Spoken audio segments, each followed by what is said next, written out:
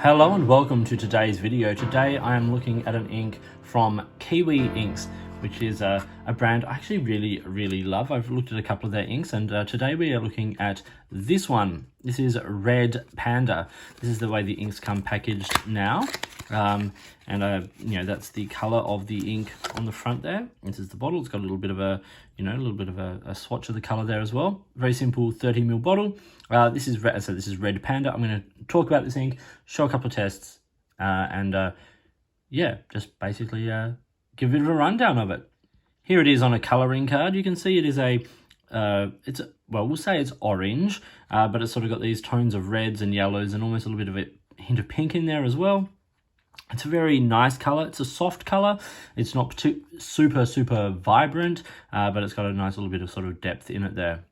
So here I have the ink on standard 68 GSM Tolmol River paper. This is the good old stock that we know and love. I had this in two pens, a TWSBI Go Extra Fine and a TWSBI Go Broad. You can see here on the swatch there again, a little bit more of the pink comes out here on Tolmol River. I quite like that. It's got a really interesting sort of color palette, this ink. Let's talk about the 5 points. So we'll start with the fact that this ink is handmade in the USA. So each bottle of this ink, or each batch of this ink, is made by hand with customizable elements, which I'll talk about in just a minute as well. They have a huge range of inks and colors and all of that kind of stuff. I'm actually going to be looking at two more in a couple of days for you. I've got a Quetzal Coatl here and Erasable Purple, so keep an eye out for that video.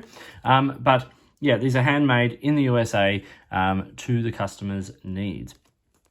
Second point here, and this is an important one with this ink, the ink is named Red Panda. It is named after the animal, the red panda, which is an endangered species.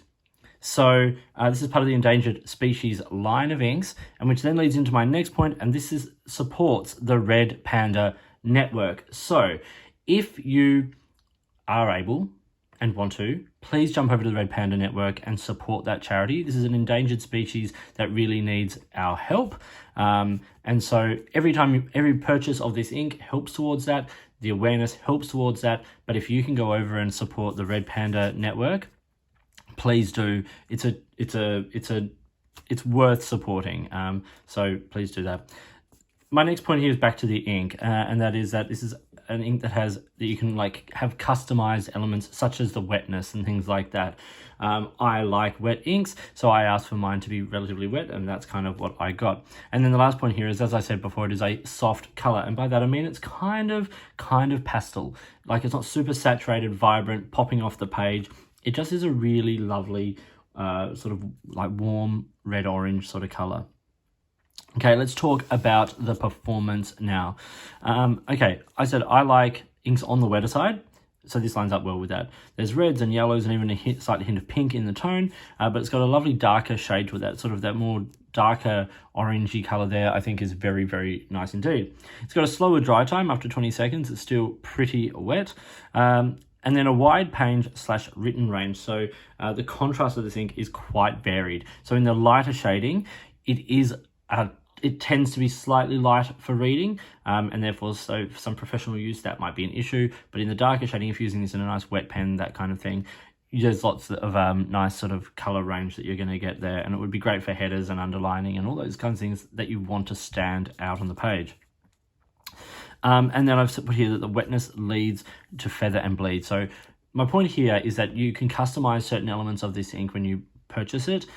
So if you want a drier ink because you use pens that work better with that, or if you're using lower quality paper, that is always an option for you. On the wetter side, this ink does feather and bleed just a little bit. Extras here, there's no shimmer or sheen. Good shade, it's a wide shading range, even in the extra fine nib here you can see, and then low water resistance. So here I hit this with the water brush pen, it moved around a little bit, it kept a little bit of the line there. This is where I put the water down on it and then dab it up, and it's taken up a lot of the ink.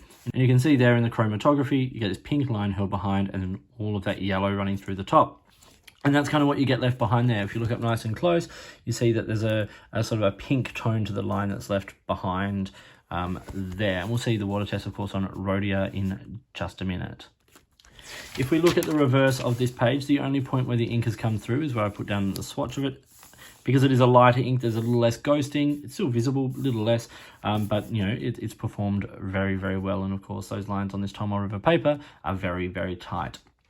So now let's look at it on some other kinds of paper. First here, the student notepad paper. This is very low quality. You can see there's a bit of feathering there. I actually found that, I think because the wetness of this ink, like the way it went down on the page felt very different. It wasn't sort of, you can even see like, it's one of those very few inks that I've found where you get like a proper smear of the ink. So it is quite wet.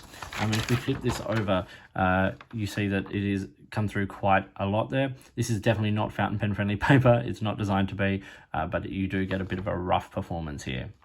Now on the 80 GSM copy paper, this is standard office copy paper. You see once again a bit of feathering, very muted, although some shading. Once again, it is a relatively wet ink, so it is going to pull even on this kind of paper. And then on the reverse, you get quite a bit of bleeding once again. But all those things to do with the wetness, they are customizable. If you put that you want it on the drier side, some of these performance these performance conditions, shall we say, will be changed. And here we have it on Rhodia, 80 GSM Rhodia paper, lovely shading, lovely wetness, nice color range in the swatch there. Where we put the water down, I do the crosshatch and stuff and put the water down and let it dry. It has spread a lot. You get like a vague hint of what was left behind, so it hasn't completely decimated it, but little yellow edges around, you know, have sort of spread out to the edges of that. I'll do that nice and close so you can have a bit of a look. And then a lot of that pink undertone sort of left behind there. On the reverse of this page, you see that only where we put the water down and stuff does it sort of really come through. In the writing, there's actually a couple of spots of bleed just here from the broad nib of the TWSBI Go.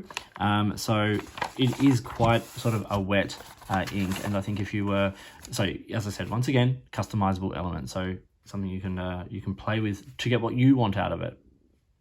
So now we'll do a quick color comparison, and two inks I'm just going to put it alongside straight up.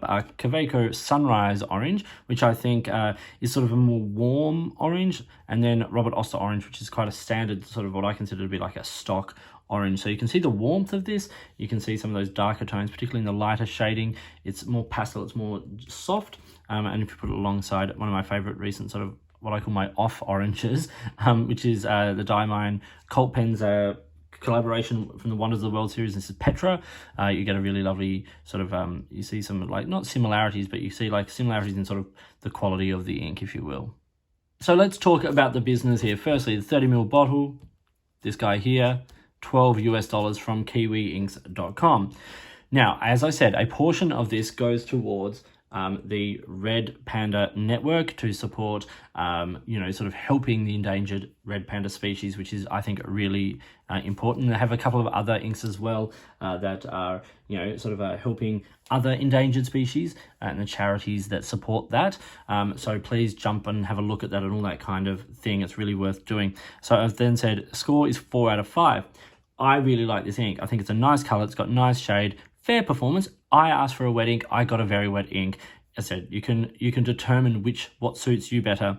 But more importantly, this is such an excellent cause, bringing support to and awareness to a really important, you know, sort of need. Like, red pandas are a beautiful little animal, and I think it's such a great opportunity to support a charity like this. So you can jump over to www.redpandanetwork.org to support the charity straight up. And also, as I said, if you buy this ink, a portion of the sales go towards that charity as well. So good on Kiwi Inks for jumping on board with that. I'm really supportive of companies that, you know, do charitable works, like, you know, Robert Oster does a lot, and Kiwi Inks doing this here with some of their endangered species. I think it's great.